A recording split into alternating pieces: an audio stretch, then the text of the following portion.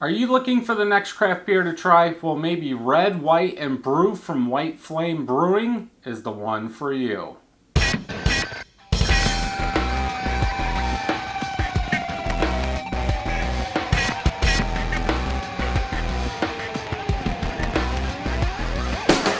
Welcome back, everybody. We are going to try Red, White, and Brew. This was $3.29. I did get this at Hoffman Street Grocery in Three Rivers. This is going to stick all over my fingers. 6.5% ABV and 65 IBUs. Untapped is calling this an American IPA. Obviously, since it's called Red, White, and Brew, All American IPA, 6.5% ABV, 65 IBUs. There is not a date on this can. Go ahead and get it into the glass. White Flame does make the Hardball, which is a 12.5% ABV. If you haven't checked out that review, I'll link a card up to it so you can check that out. Pretty cool can art. It is a wrap or whatever you want to call it.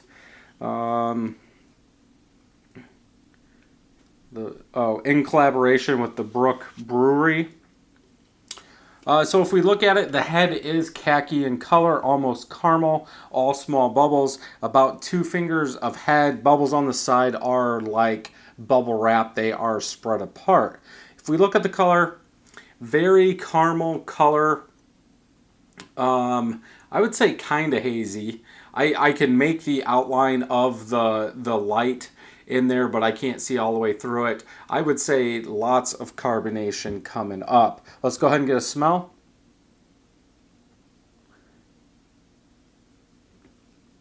I am getting some alcohol, some pine, some citrus, but the malt is what stands out the most in this beer, like a caramel malt. Yeah, caramel malt, a little bit of alcohol, then that citrus pine. Let's go ahead and get a taste.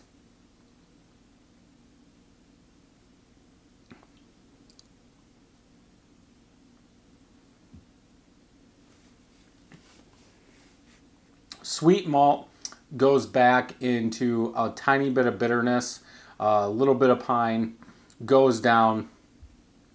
It's almost like a roasted malt. Like I'm getting almost a dark roasted malt in this beer. I'm guessing like a Crystal 120 or something like that. It's like almost like porter stout tasting.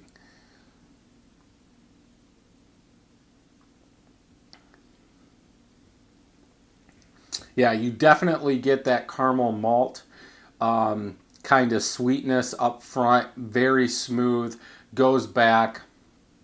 Some bitterness, not very much. A little bit of pine. Then, yeah, like that roasted malt, almost like what you would use in a porter or a stout. But if they're using 120, that's getting kind of close to a dark. I still got this price tag on my finger. Jeez, there we go.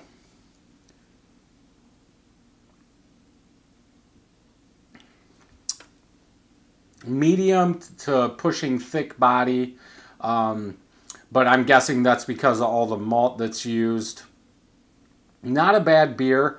I would probably have to go 3.75 out of 5. Not my favorite thing to taste all that malt and really not have anything to back it up. I would go out on a limb, or I will say, to me, this beer is not balanced. You don't have that bitterness or that pine or that citrus to back up all that malt. It is a different taste for me when it comes to like the aftertaste warming up. Like I've been saying, it's like a porter stout kind of grain or malt that you're getting. My mouth thinks it's a darker beer than what it is.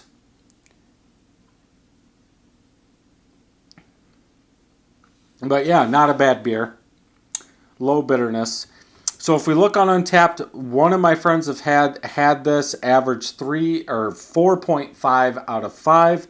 41 people have rated this average 3.76 out of 5. Really no description. Yeah, Mike's the only one that had this, and he says really good IPA, 4.5 out of 5, like I said. He is into those maltier, those double IPA beers, so I could see how you could give it that. If you're into the West Coast kind of IPA, where you are getting more of that sweet malt, definitely one to try, and especially a double IPA where that malt is really amped up along with that pine. You're not going to get the bitterness level of like a West Coast IPA, but you're going to get that malt sweetness. So yeah, that'll wrap up this beer review, and until next time, happy brewing. If you like this video, make sure you hit that subscribe button and thumbs up, and check out some of our other videos.